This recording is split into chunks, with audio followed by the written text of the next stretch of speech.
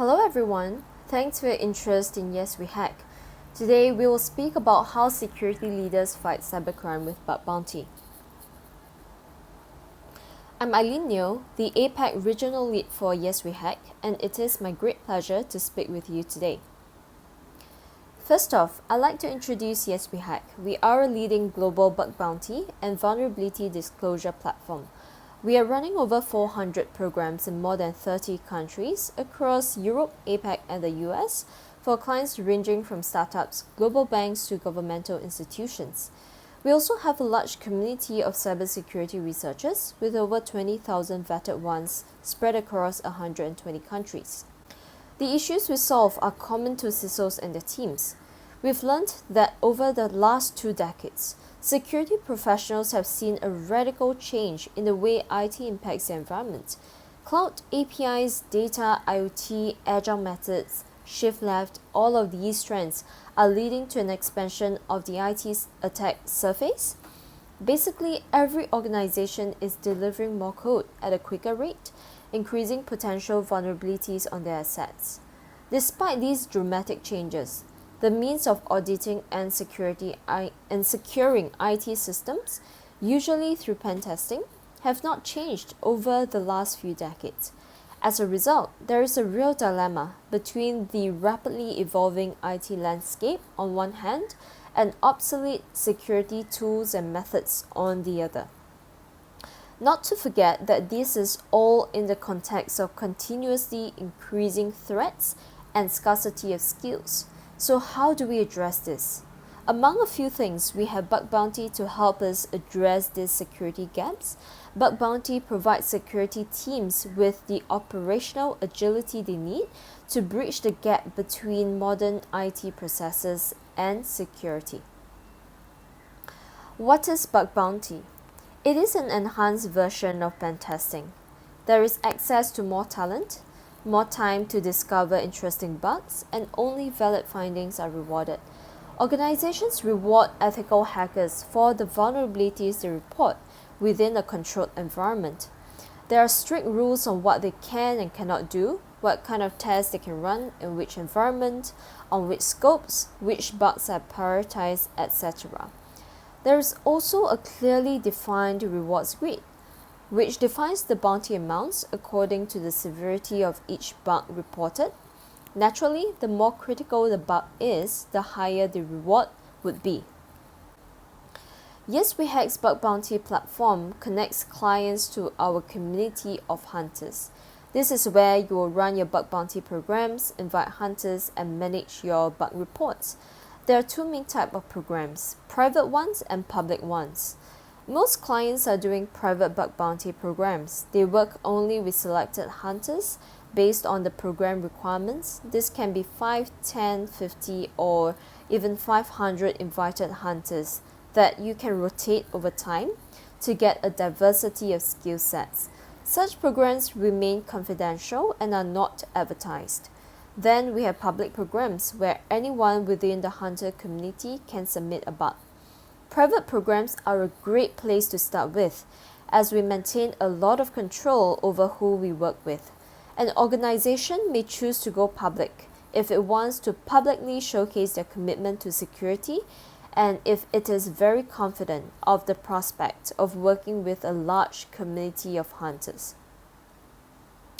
How do we get started with Bug Bounty? There are 5 simple steps. First of all, we would define the program rules, which include the scope of the program. For example, is it a domain or a subdomain, a web or mobile application, an IoT firmware, etc. The qualifying and non-qualifying vulnerabilities, what types of bugs qualify for reward, and the bounty grid, which is indexed according to the severity of the vulnerability, low, medium, high, or critical, based on the business impact. Lastly, any relevant information for the hunters, such as the guidelines they need to follow, or how to get credentials for grey box testing, etc. We would then choose to launch in private or public mode. In private, we would select hunters to work with. This could be 550 or 500, depending on the objective. In a public program, we launch to the entire hunter community. Once the program has been launched, hunters begin their testings. They submit their findings through the platform, assigning a severity level to each bug. We would then validate each report. Are they within the rules? What is the business impact? And what is the severity level? If the vulnerability is valid, the hunter is rewarded based on the severity level and bounty grid.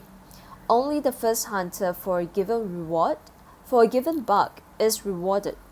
Other reports on the same bug are marked as duplicates and do not qualify for a reward. Once the vulnerability report has been validated, you may proceed to fix it. Once the fix is applied, we ask the hunter to check if the fix has been properly applied until we are sure it is resolved. Bug bounty has been gaining popularity, and no surprises, as it has many merits. Firstly, it is highly effective. You can tap into a large talent pool, not just one or two pen testers, and whenever you need, as long as you need. And hence it extends your testing capabilities and more interesting bugs are found, thereby maximizing your risk coverage. We very often deal with heavily tested scopes, but never fail to quickly discover high or critical vulnerabilities. And as only the first hunter for a certain bug qualifies for a reward, the healthy competition encourages hunters to surface vulnerabilities as soon as possible. It is also very cost effective, as only valid bugs with business impact are rewarded. With a classic audit, we pay for the man-hours regardless of whether anything valuable was found. In fact, one of our clients, one of the largest Asian banks, found that they were saving 4 times per bug on bug bounty as compared to pen testing.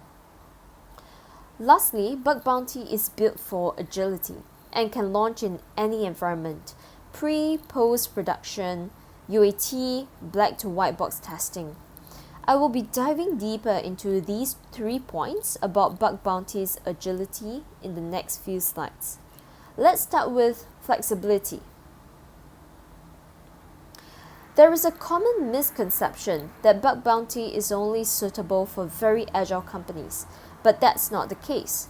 Whatever the level of agility, all businesses can launch crowdsourced pen testing in a few clicks. There are usually 2 types of clients that we see: those who are already in some kind of DevOps transformation and those who are still working with the more traditional waterfall model. For clients in the DevOps journey, they run continuous integration and continuous delivery, so they need to have continuous testing as well, because they basically deliver code every day. And with bug bounty, they have the ability to do continuous testing that surfaces bugs at the same speed that those bugs are created by their development teams. For clients in the waterfall model, their releases used to happen rather infrequently, every 3 or 6 months, but now it's been shortened to every month or every week. Hence, scheduling old school pen tests so frequently is not an option. With bug bounty, even clients in the waterfall model can quickly mobilize a group of hand-picked ethical hackers in a few clicks to surface bugs during the acceptance or the testing phase in the pre-production environment, and then fix those bugs before each release. And they can suspend, update, relaunch, or stop the program at any moment whenever they need a security review. Bug bounty is also very empowering for developers. Today, as a result of the need for speed, we see that developers have more and more latitude and autonomy in the way they work. They deliver more and more code on a quicker basis. Security professionals today are outnumbered massively by developers. In such a context, if the security team cannot find a way to effectively embed security within that process from early start on, they may find themselves progressively set aside and basically completely losing control of the situation. One way to address this is to actually raise awareness, to train those developers and to have them implementing best practices in their work. But how to do that? Theoretical trainings are one thing, but bug bounty brings a much more pragmatic approach to this. Through a platform like YesWeHack, developers can directly communicate with the researchers who found their bugs. And through this direct interaction, you create real awareness, you enable a transfer of skills between the hunters and the developers. You can actually then identify potential security champions within the dev team. We even see clients where it's not anymore the CISO or his team who run the bug bounty programs, but security champions within the dev teams. The CISO team then becomes more of a service provider who orchestrates the programs at a higher level. Finally, bug bounty enables many diverse automation use cases. Pentest leaves you with a static document, like a PDF. It is very difficult, if not impossible, to actually use it at scale. With bug bounty, you have structured data because the reports are filled by the hunters through the platform interface using standard fields. When the information is received by the client side, the report manager will then update and validate this information. So as a result of this process, you get structured and validated data which you can integrate into your workflows and tools. Hence, you can automate many things, many tasks that otherwise would be done manually or would not be done at all, just because they're time consuming. A first use case is the most obvious one, ticket management.